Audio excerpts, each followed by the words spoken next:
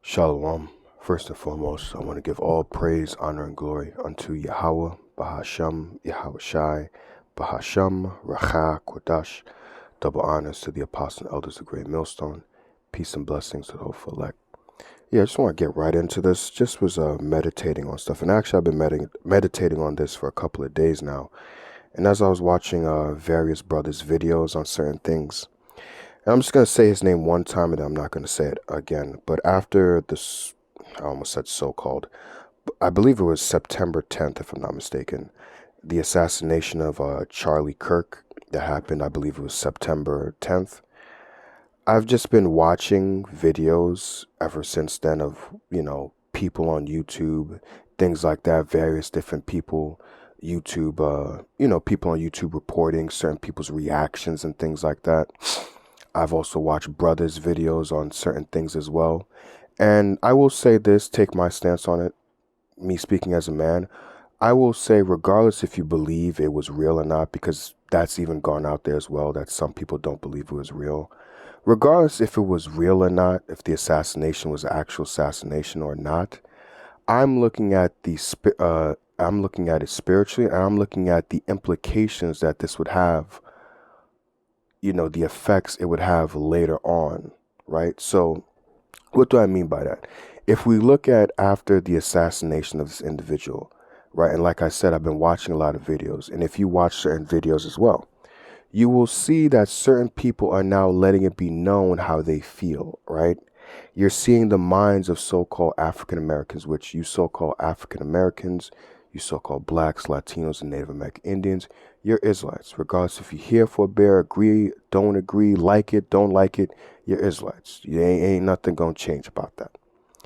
And what you're hearing from so-called African Americans, which are Israelites, you're hearing their minds and you're hearing their thought process on this, right? And how they feel. And you're also hearing the mindset even of Edomites, so-called white people, and how they feel. And you're seeing also what? The aggression from them. Because some people, right? I believe I'll start here. Some people, Edomites, so-called white people, are happy that this individual died, that they're happy that he got assassinated. And it's being recorded and put out there on the internet. There's a saying, the internet is forever, right? And some people are even losing their jobs from certain things that they put on TikTok and stuff like that, right? And people's jobs are seeing, and then, people are getting fired from it. Excuse me. So people are letting it be known how they feel, right? Which I was taught this past weekend, because it always confused me. So I apologize if I'm late to the party, about the left-right paradigm, how the left is pretty much the Democrats, the liberalists, right? Even going to the word liberal or liberty, meaning that they're free to do whatever. That's why during especially the Biden administration, you had all that freak shit going on, right? And the right would be the right would be the Republicans, the conservatives, right? Who are mostly conservative, as the word is, and more sticking to traditions and things like that, right? A man, a woman, the house, the kids, all that type of stuff. The American dream, patriotism, if that also goes into there. But they're very a certain one way, right? The right are a one way type of mentality, whereas the left is just whatever you want to do. Really, it's Satanism, do as thou wilt, right? But you're seeing the mindsets of people who follow that ideology of the left-right paradigm, those who follow the Democrats, those who follow the Republicans, again, the left-right, right? The conservatives versus the leftists, right? The conservatives versus the liberals. And you're seeing the mindset of certain people, like I was saying, how certain people, specifically Edomites, let's start there, how you're seeing the aggression from them, how they're happy to see this individual, that he died for what he believed in, right? They're happy to see that. And if I remember, I believe I'm correct on this, it was from GMS Dallas, Elder Yashwamba and the men that labor with him. If I'm not mistaken, I believe it was Elder Ariel that said it specifically, that said, very soon you're going to see that old spirit, right? Roughly paraphrasing, I believe it was him that said it. You're going to see that old spirit from Esau, that old Edomite spirit. And through the spirit, when I was analyzing and watching some of these videos, I'm seeing that you're seeing that old Edomite spirit. Back in the day, if you ever saw some old videos, there's one in particular, I can't find it, But there was one particular in general that's engraved in my mind, where I remember there was a group of Edomites following a group of so-called African American women, right? And they were walking behind them and they were calling them nigger, this and saying this, and go back to where you belong. That's engraved in my mind. If I could like had spiritual power to show you an image of it, I would. And you're seeing that type of stuff out of these Edomites today, where they're letting it be known how they feel about certain things, and they don't give a damn. Right now, they're not calling the man who got assassinated a nigger or anything like that. But that same type of, I'm going to let you know how I feel about you and I don't care, that aggressiveness, you're seeing that come back out of them. Because beforehand, they had to be docile, they had to be quiet and things like that. But now they feel empowered. Now they feel emboldened to want to speak and say these things. Right? Because they can feel the squeeze. They can feel that they're being attacked. They feel oppressed. Although so-called white people have not been oppressed here in America. America has really been a gold mine for you, right? You can live it up and do whatever here. People look to you like an angel, right? But you're seeing again, because they feel cornered, they feel the curses coming upon them. They feel that everybody is now looking to them and nobody is looking at them favorably now. Right, where people are questioning them and questioning their integrity, questioning what type of person they truly are. So now you have certain things where they're like, stand up, white man. It's okay to be white. They're sounding like niggas now. If you really think about it, they're sounding like African Americans, right? I'm black and I'm proud. Well, now it's almost like they're not saying this, but it's almost like I'm white and I'm proud now. The whole dynamic is now changing. I'm sorry, I don't mean to laugh, but it's funny. You used to have Jake, our people, we used to say, I'm black and I'm proud. Stand up, black man. Hold your head up, black man.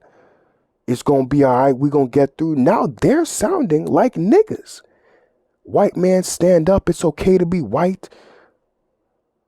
All this type of stuff. And now they're getting aggressive. And like I said, if I'm not mistaken, I believe it was Elder Ariella from GMS Dallas, right? That said it. You're going to see that old spirit from Esau come back.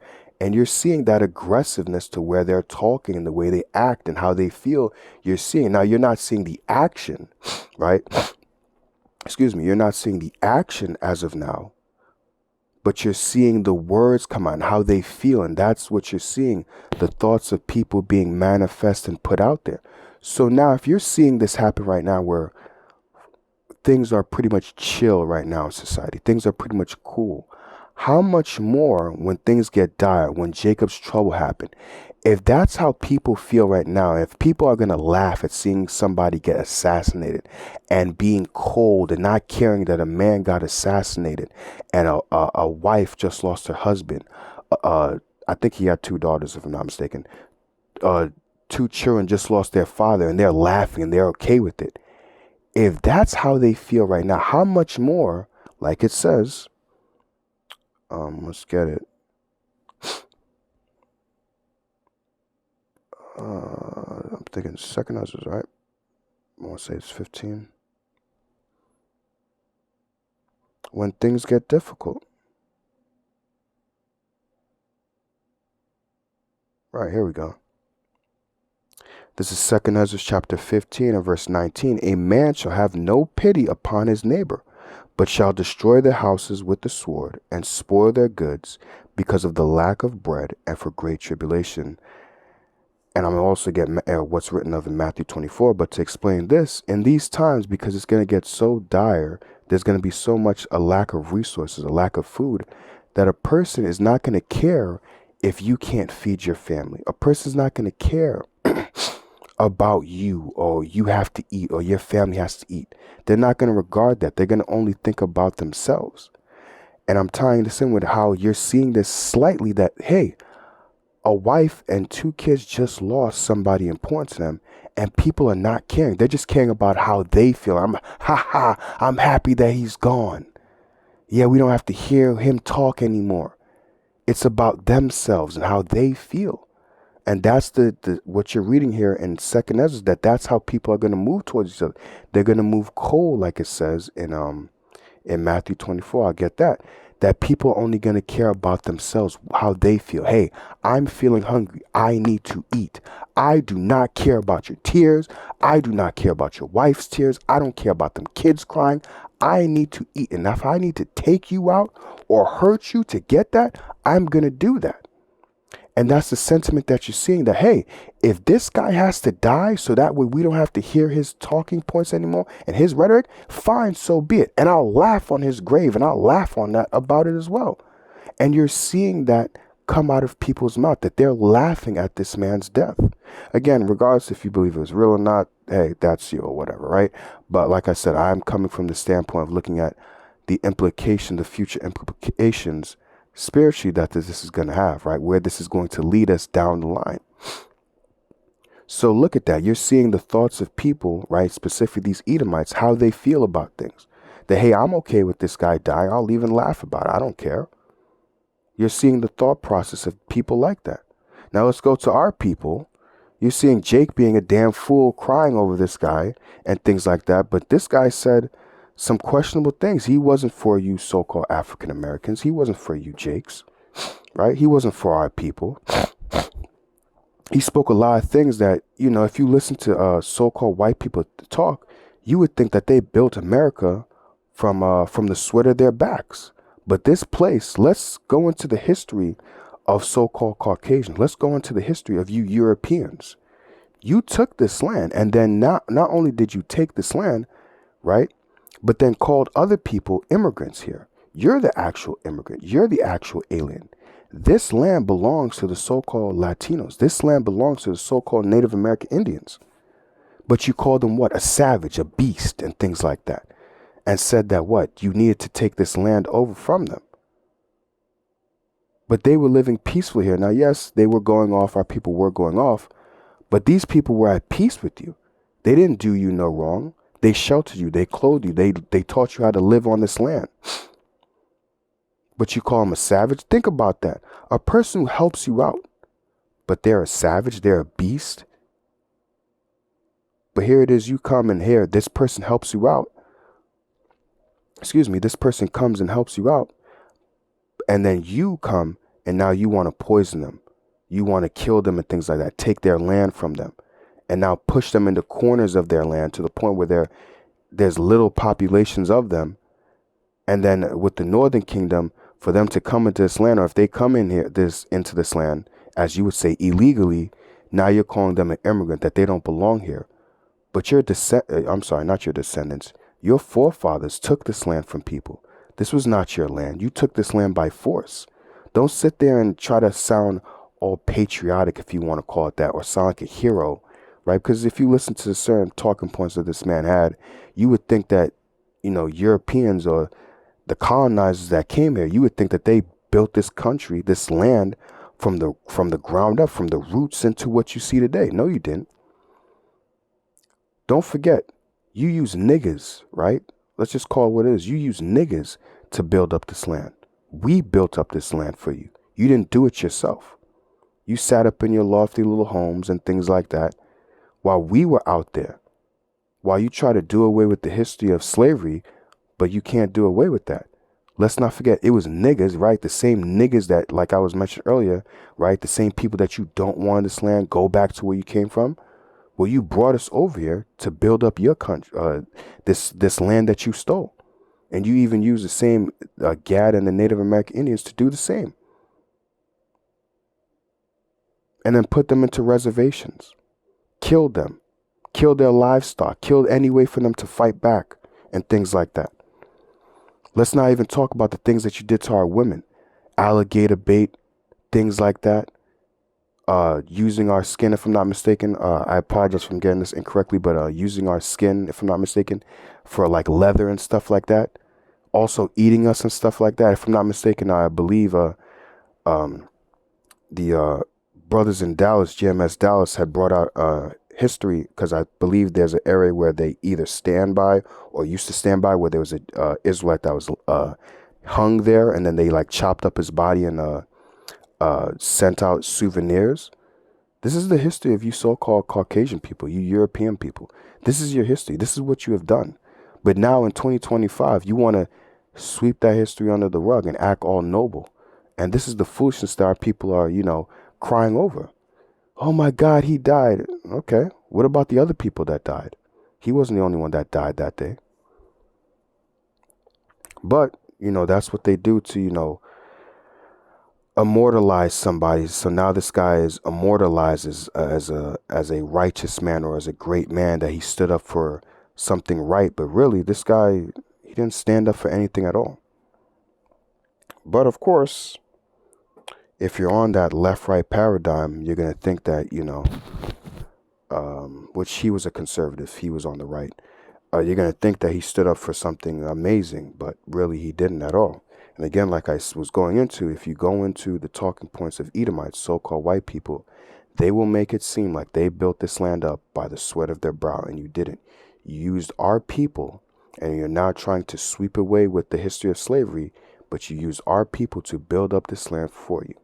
You took this land from people, right, which is an unrighteous thing to do. You took this land from another people. You murdered them, killed them, pushed them into the corners, and now are calling this land yours, and now calling them immigrants, saying that they're aliens, and deporting them and saying that they don't belong to this land. But this land is really theirs. You're the actual alien. You're the one that really should be deported. But since you want this land so much, don't worry, you can have it, because there's a judgment coming for you since you want to have this land so much. And we've always told you that this place is going to be destroyed by thermonuclear fire. So seeing as how you want to have this land so much, you can fucking have it. And pardon my language, you can have this piece of shit land, because you've destroyed this land. This land, I'm very sure at one point was a very beautiful land, a very fruitful land. But seeing after what you've done with it, you can fucking have it. You can have this decrepit piece of land that you've done, because that's what you Edomites have always done. Anywhere that you go, you destroy, you rape, you rob, you murder people, and you destroy anything. I'm not saying that our people were perfect back then, but our people had some decorum, our people had some elegance, some grace to them back then. But once we start to integrate with you, we start to act like you. That nigga culture, that black culture, is really your vibration, your energy, how you act. But because our people have been around you for so long, we adopted your nature and how you are. Don't get it twisted. We talk about our people. Our people are not right. We don't do right. Don't get it twisted. But our people being integrated amongst you and things like that, listening to your talking points, has made our people worse. You do not make anything better. So don't try to sit there and make it sound like you're some noble person, that you're some righteous person, because you're not. And that's how individuals like this guy that got assassinated try to make it seem. You're not righteous people. And there's a scope, a magnifying glass. And that's why certain white men, right, Caucasian people, are feeling like there's a feeling cornered, like a cornered animal. So I apologize for getting away from the precept, but these are the things I meditate on, right? So that's leading to what? Pretty much division amongst the people, right? Oh, I'm sorry. I didn't, because I just went on a tangent there. I totally forgot about Matthew 24, right? But going back to the point when I brought out this in, in 2nd Ezra 15, that what? If people are acting like that now, how much more when 2nd Ezra 15 and 19 comes into play? If people don't care about a wife and 2 daughters losing their father, how much more in that time when they got to take food from you? So you're seeing that now, right? You're seeing the mindset of people happening now. Let's go into Matthew 24. Apologize about that.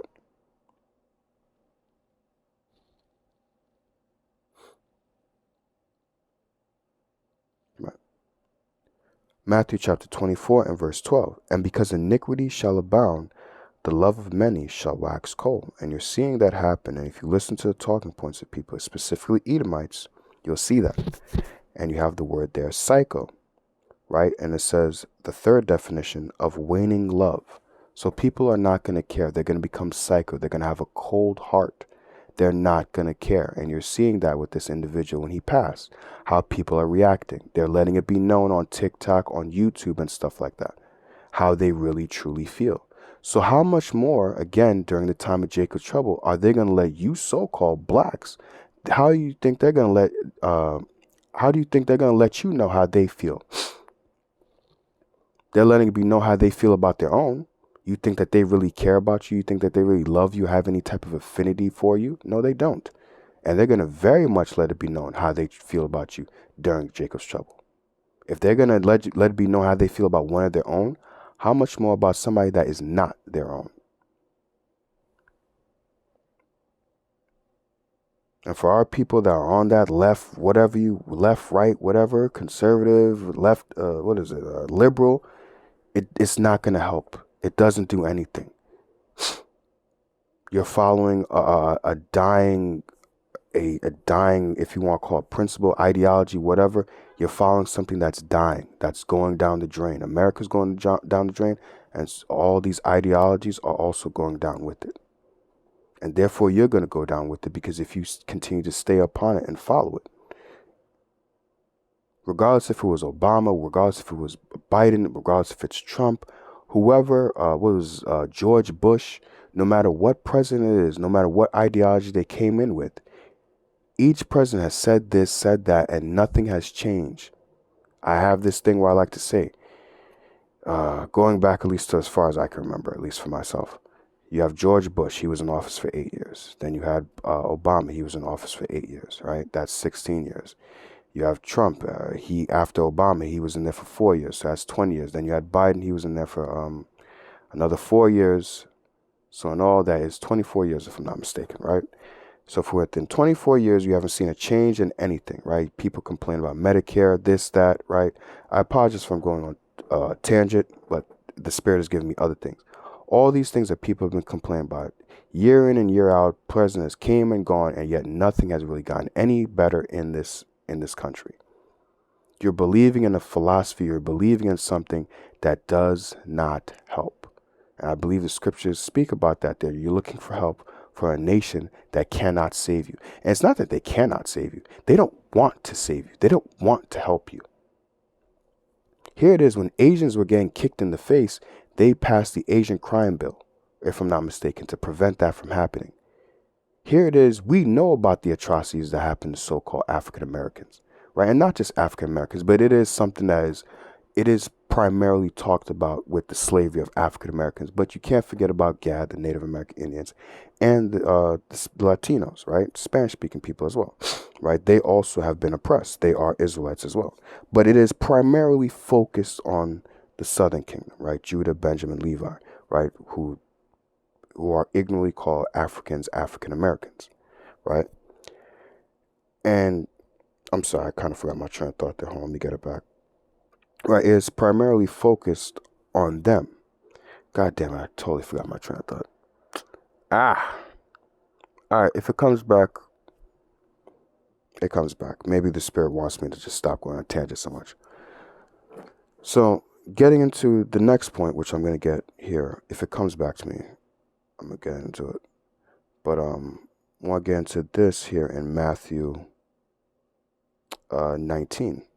Right, so now with this whole left-right paradigm, people are seeing, because people are putting it out there on YouTube and things like that, you know, people are seeing, you know, others laugh about his death, you know, some people are seeing cry, and you're seeing essentially what it has here in Isaiah chapter 19 and verse 2, and I will set the Egyptian against the Egyptian, and they shall fight everyone against his brother, and everyone against his neighbor, city against city, and kingdom against kingdom. Excuse me. And you're seeing that, right? And the modern day Egyptians are the Americans. This is speaking prophetically. So you're seeing Americans against Americans because what? Primarily because of their ideologies. And now, like I was saying, again, regardless if you believe that that assassination was real or not, I'm looking at the implication that this is going to have later down the line via prophecy. And you're seeing what? Isaiah 19 and 2, right? You're seeing Egyptian against Egyptian, American versus American. One person has this ideology, another person has that ideology, and they're against each other. They're not with each other. They're not together, right? That could also lead us into the precept I had earlier in Mark 3 and 24, right? This is Mark chapter 3 and verse 24. And if a kingdom be divided against itself, that kingdom cannot stand. And if a house be divided against itself, that house cannot stand. And if Satan rise against himself and be divided, he cannot stand, but hath an end. So you're seeing that the people are being divided amongst themselves.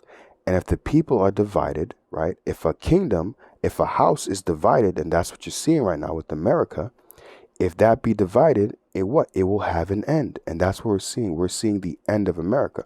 I believe the lesson that I uploaded, if I'm not mistaken, Monday or maybe Tuesday, if I'm not mistaken, uh, with the I forgot the title of the channel. I think it was like Predictive History, I think it was named, right? And I went through, I believe it was a Moabite or Ammonite or an Asian looking dude. He was going through why do societies crumble, right? He's going through a list of things that are happening in America, and you're seeing the downfall of it. And civil war, which, if I'm not mistaken, if you read this in the NLT, verse 24. Oops, I pressed the wrong thing. Sorry. Yes. Verse 24. Mark chapter 3, verse 24. A kingdom divided by civil war will collapse. And that's what you're essentially saying. What's civil war? The people going against the people, right? So if the people are going against the people, that's civil war, right? And if the kingdom is divided by civil war, it will collapse.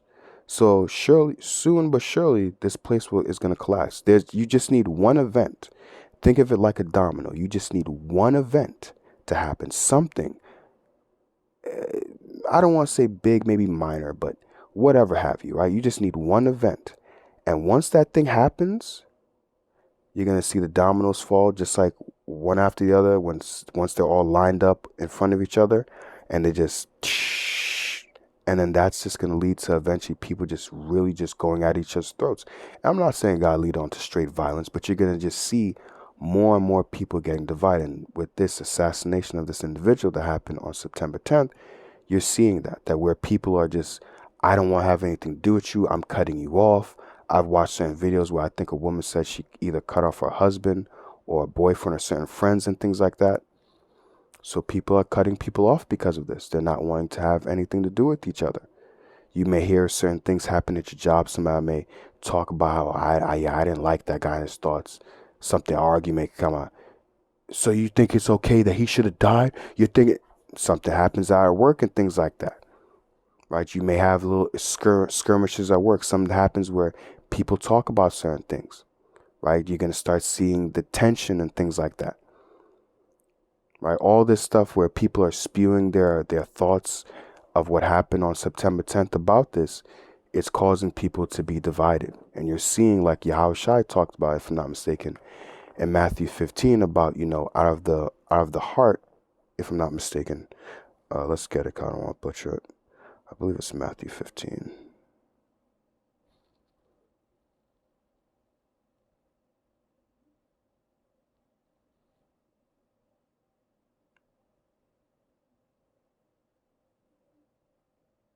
Right. This is Matthew chapter 15 and verse 18. It says, but those things which proceed out of the mouth come from the heart, and they defile the man. For out of the heart proceed evil thoughts, murders, adulteries, fornications, thefts, false witnesses, blasphemies. Right?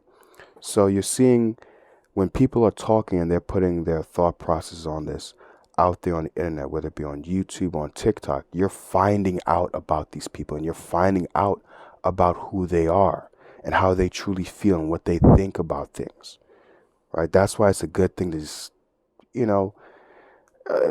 is going to come out here, but that's why it's a good thing to, pardon me if you have kids around, to shut the fuck up and stop talking so fucking much. For some reason here in America, you have this thing where people feel like they have a need to just want to talk. Like if I don't get what I have to say out, the world is going to just miss a well of wisdom from me and things like that. Like sometimes you do realize that if you talk and talk and talk, that you're letting people know things about you. And that if you're not a wise person, and if you're not put up on game, about certain things, and you're not a wise person, and a person who is good at deceiving people, who is cunning, and they hear what you say and they're like, hey, I'm hearing what this person's talking about. They don't sound too bright. Now, a wise person, will either try to educate you, or if they see that or perceive that, you're not going to attain unto wisdom, they'll be like, okay, fine, I'm just going to leave you alone. But a person who's cunning, a person who's into deceiving people, if they hear that you're not wise, that you're easily fooled because you just want to yap, they can take advantage of you. But here in America, everybody just wants to talk, and you're letting people know who you are and what you're about, and you're letting people know that you're either a wise person or you're a foolish person. Like I gave the example, if a wise person hears a foolish person speak, they're either going to do two things. They're either going to try to put them up on game, or if they perceive that they're not going to attain unto wisdom, leave them alone. Okay, fine, you do you, right? And that's essentially what we do. But a person who's into being cunning and deceitful, they may try to abuse you and try to use you and things like that, because they already, after listening to you talk and talk, see that, hey, this person isn't too bright. Maybe I could use them. Maybe I could, do something to them and take advantage of them.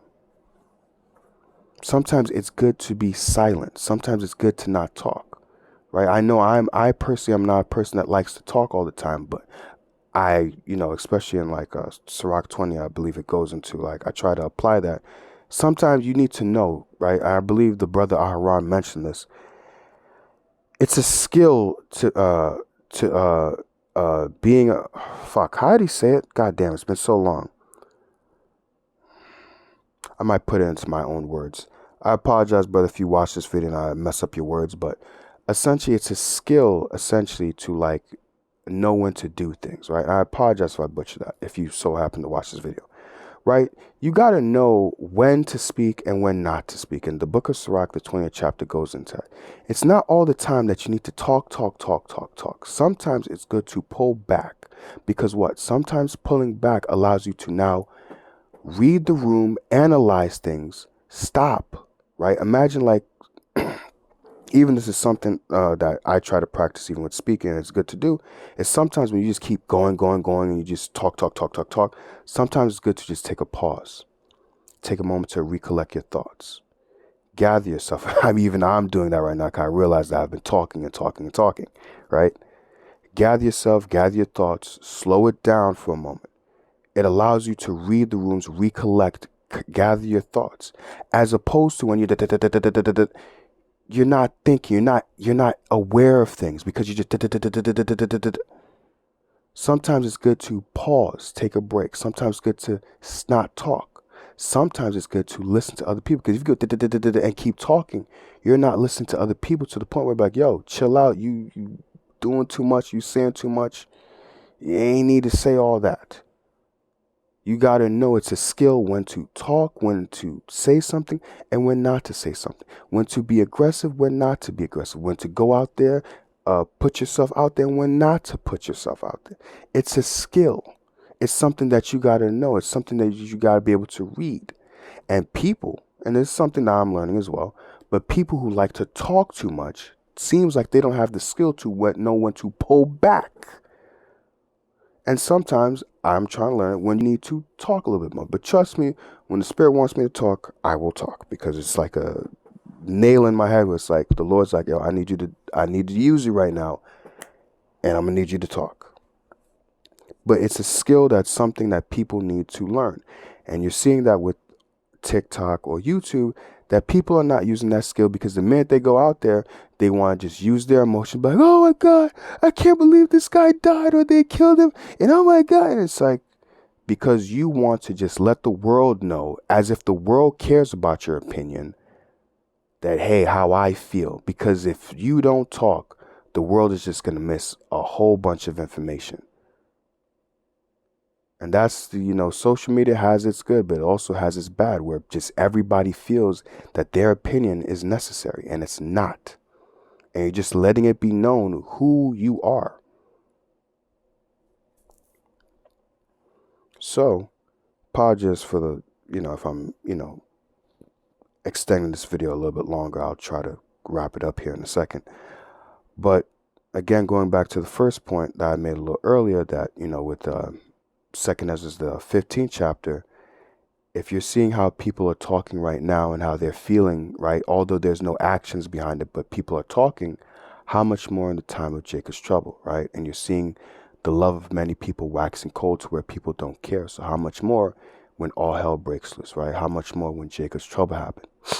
And you're seeing the thought process, the minds of people right now, because everybody's putting how they feel right now on social media, on YouTube, on TikTok, whatever have you, right? So how much more if some people even this, are okay with him dying, right? how much more us with our ideologies? Because we're not for America. We're not with this. Now, we're not for, this guy that assassinated him either. Don't get that twisted. We're not for that either, right? As the scriptures instruct us, live peaceable with all men. That's how we move. We don't lift up our finger. We don't lift up anything to anybody. The only time we lift up a finger is lifting up spiritually to shake our hand, shake our hand at into the gates of the nobles. Isaiah the 13th chapter. That's about it. Right? To tell you people about yourselves. But other than that, we don't lift up a finger to harm or hurt or do anything to anybody. We stand out there, we read out of the Bible, out of the book, and we go home. That's it. We work our jobs, we live our lives, we take care of our families, we take care of ourselves, and that's it. We don't put our hands on nobody. Again, live peaceable with all men. All right? But you're also seeing, that's where I was going to go. If they were okay with him dying, how much more us? Because, they're going to know that, oh, well, you guys say that God is for you, that God's going to destroy America. And they're going to think that we're the issue and we're the problem. And somehow we're going to do something to America. So if they were okay with him dying because of his points that he made, how much more us? Right? And I want to bring out that precept. I think it's along the lines of think that they do God a service. Killing you.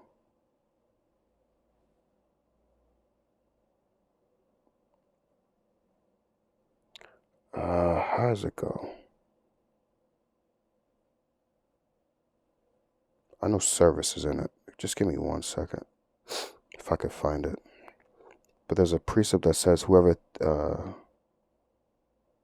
killeth you, think he do God a service. Yeah, here we go. This is John chapter 16 verse 2. They shall put you out of the synagogues. Yea, the time cometh that whosoever killeth you will think that he doeth God's service. So they're going to think that, hey, this is a righteous thing, man. These guys are a problem. These guys are an issue. This guy that, got assassinated on September 10th, things that he was saying was good that he died, right? That's how some people are moving. So, hey, these Hebrew Israelites, these black Hebrew Israelites, yeah, kill them, man. It's a good thing that they die, man. They're an issue. They're a problem. Look at the things that they're saying. They're a threat. They're an issue. Get rid of them. So if they were okay with him going, how much more us? I believe I had one more precept, if I'm not mistaken. I went through 2nd Ezra. I went through Matthew 24. I also did bring out Matthew 15. I believe that was it. But like I said, I just wanted to put this out there. Just been sitting back, watching videos, even listening to people at work, if possible. And, watching brothers' videos. And I've just been analyzing everything and just looking at this from a spiritual aspect. And again, like I said, not looking at it from the aspect if it was real or not, but looking at the aspect of, also, that's the other thing as well. The famine of the word, right? Because with people putting their ideas out there, how they feel about things, this could eventually lead to the famine of the word. Because they could say about this individual that was the cause of the assassination, that he was radicalized by the things that he saw on the internet. So that could lead to Amos 8:11, which I'll get it real quick. I believe that will be all, unless the Spirit has me say a little bit more. All right. This is Amos chapter 8, verse 11. Behold, the days come, saith the Lord God, that I will send a famine in the land, not a famine of bread, nor a thirst for water, but of hearing the words of the Lord. See, so there's going to come a time where you're no longer going to hear this word. Why? Because they're going to outlaw it, right? They're going to either take down our videos on YouTube or stop us from going out there on the highways and byways, or just both. And the time is coming where you're going to need this word. But hey, if you can't find any videos, or if you can't find us out there, and then if you don't know us personally and things like that, or if we're on the run, you don't understand the scriptures, right? You can't just go into the Bible and open it up and think, oh yeah, well, where do you start? Where do you begin? Where do you go? What do I do?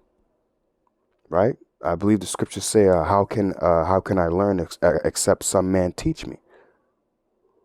So when all hell is breaking loose and it's crunch time, you ain't just going to open the book and think, oh yeah, I'm going to just go to Matthew right here because it's telling me. No.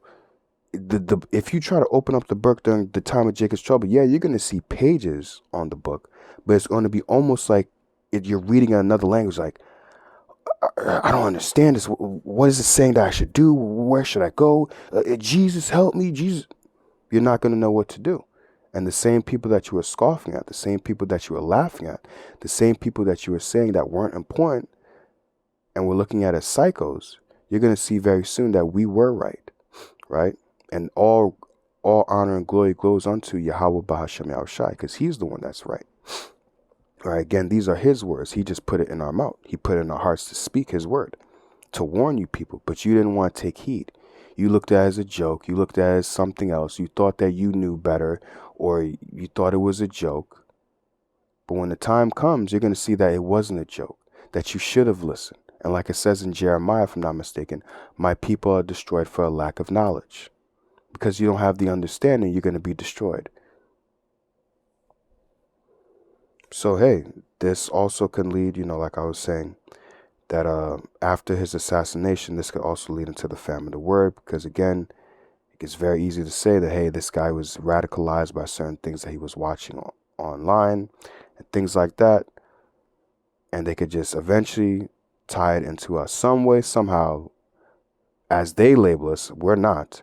But as they label us, the Black Hebrew Israelites are also a problem as well. And they're radicalized and things like that. They have an identity extremists, or however you say it. Extreme identity. I apologize. It's 6 o'clock for me. Thought process and things like that. They also need to be categorized as well into this as well. And we're going to be, as the scriptures say, numbered amongst the transgressors. We're going to be looked at as evildoers. Although all we did, and not to make it seem basic because it's not, but all we simply did was read out of a book. We read a book to you, and all of you people are offended. But we understand why, because as it says in Hebrews 4:12, that the word of the Most High is quick and powerful and sharper than any two-edged sword. Dividing even to cutting asunder even to the soul and spirit. As I'm butchering it. Let me get it. I don't mean to butcher it.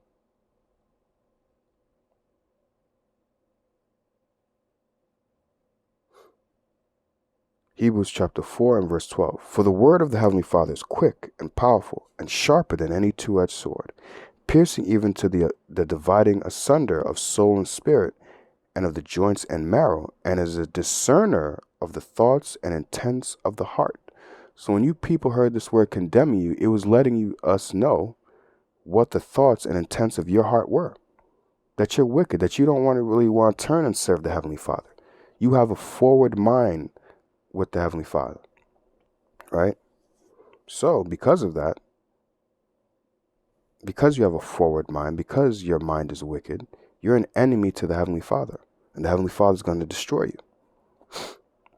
So this word, even though, it's just reading out of a book, but these words are cutting you people. It's destroying you.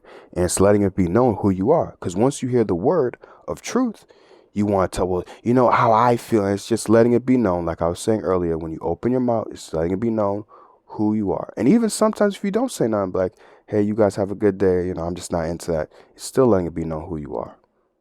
That you're rebellious and you don't want to turn back to the Heavenly Father. And you're going to have to pay for that. And you're going to have to eat that. But I believe I'll end it here. I've rambled on for too long. But like I said, I just want to come from the aspect of analyzing and watching and seeing where this can lead, right? And seeing the possibilities where this is leading spiritually. And that's why I brought out Matthew. I'm sorry, not Matthew. Well, I did bring out Matthew 24 and 12, Isaiah 19 and 2, Matthew chapter 3. I'm sorry, not Matthew. Mark chapter 3 and verse 24. And we're seeing all those things happen, right? Egyptian against Egyptian based upon if you're on the left side or if you're on the right side. You're seeing people be divided because of that. Also, if you're on the left side, if you're on the right side, if you're conservative or liberal, right? And you're seeing the intents of people's minds because of this, right? How they really feel, right? You're seeing people getting cold. So how much more in the time of Jacob's trouble when all hell breaks loose, when people are getting hungry and they need to survive? You think that they're going to care about you? So, these little things, if you want to call it that, these things that are happening right now are showing you what's going to happen later on in the future. And that's where I want to come from with the aspect of this. So I pray that this video has been edifying. In ending, I want to give all praise, honor, and glory unto Yahweh, Bahashem, Yahushai, Bahashem, Rachak, Kodash, Again, double honors to the apostle and elders of Great Millstone. Peace and blessing to the hopeful elect. Shalom.